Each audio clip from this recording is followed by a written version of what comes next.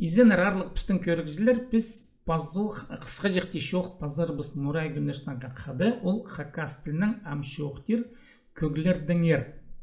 Nuray izinir. İzlenir.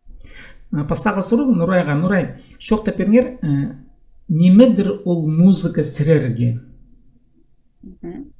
Muzika kizinin çirde çurtanından sığara parpolgan arlığı nimelerinin pirsi.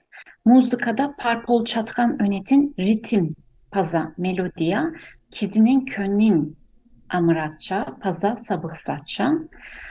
Muzika ügrenerge de polusça kizinin çüren çaskırşa.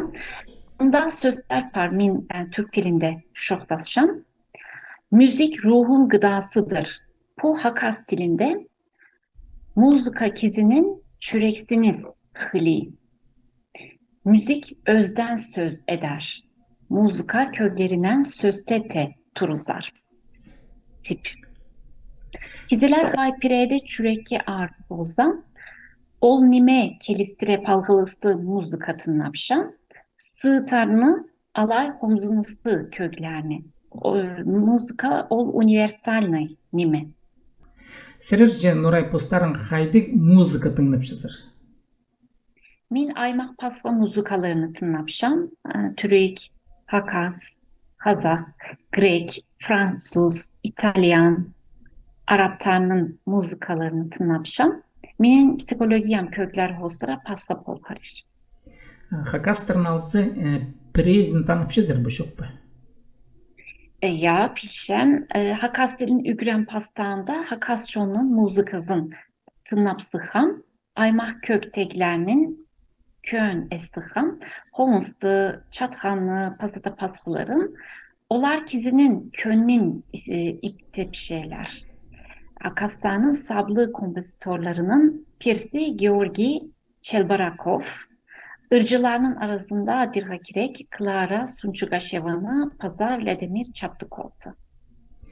Türk şunun alzı günkü kunde in sablık kemlerini adir şerir.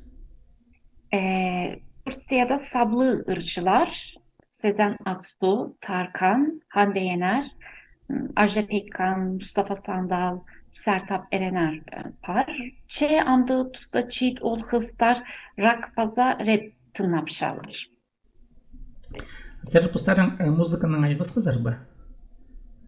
Min de kömez ayna oynapşamı 13 yıl bunun anında minin skripka bulgan önetin kursha pargam sonan az homuzdan kömez oynapsıkam.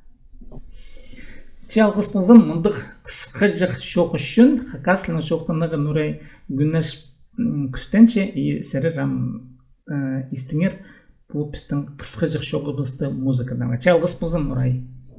Direrge ulu algız kanalga pazınınar paza liketar turgudunar anımatar. Ya kanalga pazınlar Nuray'la istinger hakaslının. Çalgız pozan. Anım joktar.